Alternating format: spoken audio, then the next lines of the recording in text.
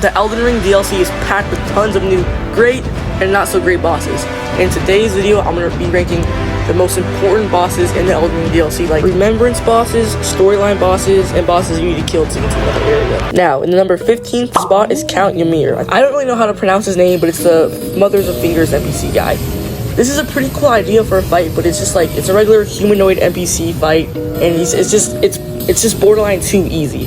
Like, I don't even think I got hit in this fight, nor has anyone else. I will say that this boss fight brings some pretty new encounters, like the summoning the fingers and those really cool spells, but that's the extent of all this fight brings. Now to number 14. And in 14th place, that is the Golden Hippo. Now, when I originally went into the arena, I was kind of surprised and in awe that there was a Golden Hippo boss fight, but once I kind of settled in and started coming to my senses, this boss fight was pretty mid. Most of the time, this giant hippo, which is too big of a boss fight for this small arena, is wedging you into the corner of the wall, so you can't really do anything, and the camera is phasing through the wall so you can't see anything, which makes you end up getting raped. And this boss fight has some pretty questionable hitboxes. But with that yak session aside, coming into number 13 is the Jory Elder Inquisitor. I think that I said that right, and this is kind of on the spectrum. I don't really know if it should be included here, but I do think it leads to an area, so I'm gonna keep it included. The main problem about this boss fight is that it's way too easy. I think it's really cool, I think it's really unique, but I was kind of sad it ended so early and that I killed it so fast. It came to the point where I was trying to like lose on purpose and use bad stuff so I could try to enjoy this fight more, which is, you know, not a good thing. I did really enjoy this fight and think his summoning and his spells were really unique, and especially his weapon, but now thinking about it after the Rana area, I'm pretty sure he's the same enemy there and he summons the big fat guy from them too. So that's minus the point. Now coming in 12th place is Commander fucking Gaius. I don't really know what to say here. I have tons of mixed emotions. I hate this guy, but I also kind of love him. I don't know what to say. It's just, right when I enter the arena, he does that bullshit charge move where you can't dodge it. I'm dodging perfectly, crispy rolling through his things, but it automatically hits me. And I really do think this boss deserves so much more, because everything about this boss is great. The second phase of the arena, how he looks, his attacks, but there's just so many questionable hitboxes and so many like moves he gets where he just hits you once, you're permanently stunned, you automatically get killed. So with that, it really takes away the enjoyment from this fight, sadly, but I do think it's still a decent fight. Now, in the number 11th place is the Needle Knight Lita. I was going to put this farther back until I dug further and realized that you have different options, different people you can summon, you fight different people, I think, based on the NPC quest lines that you do, which I do think is a really cool aspect to it, which kind of encourages you to make a new playthrough and make different decisions. But I really do think the extent of all the great things that happen in this boss fight is limited there.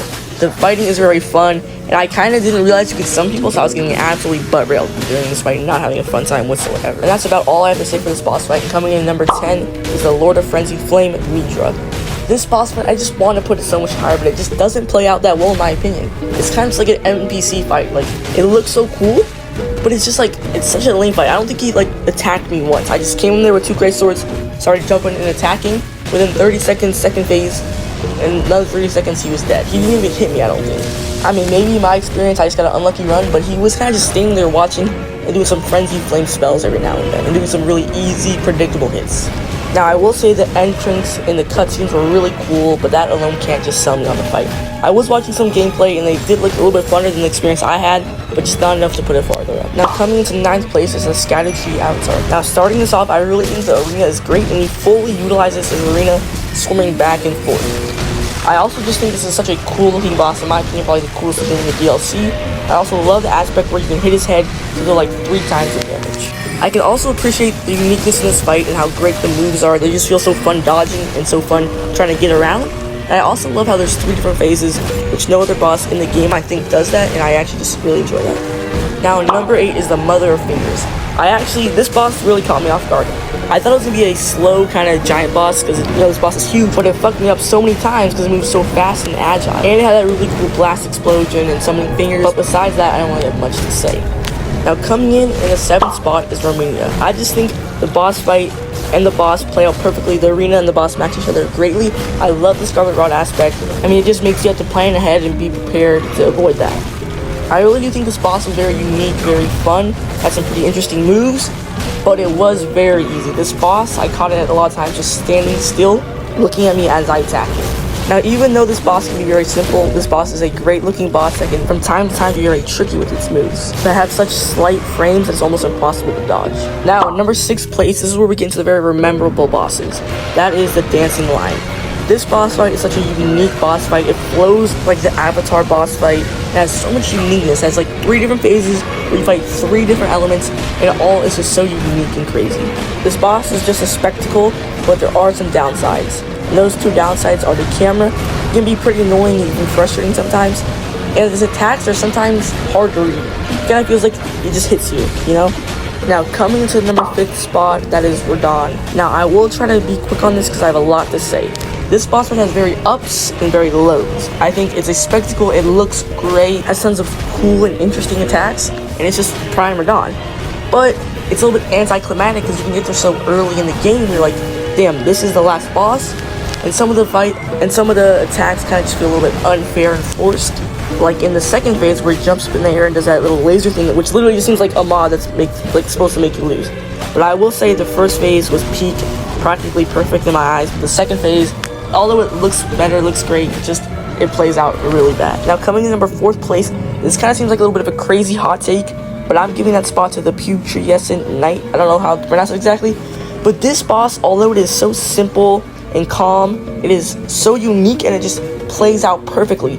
While the guy hops out of his horse to try to fight you, you have to dodge him while also dodging the horse, and you can hit either one to deal damage. And I really ended up struggling on this boss fight, just because it was so unique and something so new and different that I've never done before. I think they just combat each other perfectly, and it's kind of like its own gank boss in a sense. The only down part to this fight is when he like forms the ground in like a mountain and goes on top and spews the flames. It was just kind of lame when he did it so much. Like every single time I fought him, he did it like 4 times. And the falling. I know it's so cool when you first do it, but after I was on like my 10th try, that falling got really old really fast. But besides all that, I think it's a great boss fight. And let's go on to number 3. And that is Rana. This boss fight really had my mouth and my jaw open, shocked in awe. She was pulling moves out of her ass like it was nothing. And once you get into her second phase, she just becomes an upgraded Pontiff Soldan. And she had to go up with magic and one with fire. She starts with some crazy attacks, especially the moon one, which I do think is a little annoying, but since it's so beautiful, I say that makes up for it. And the last great thing about this boss fight is it just feels so fair. She'll give you passive moments where you can just heal and do whatever you want, whereas most bosses are always constantly on you, which makes it just seem unfair because you have stamina, and it's almost like she has stamina too. The only thing I really don't like about this fight is that she doesn't ever get stunned, but you know, it's whatever. Now we're moving on to the big number 2, and that is Bale. Come on. You knew he'd be somewhere within the top 3, top 2 range.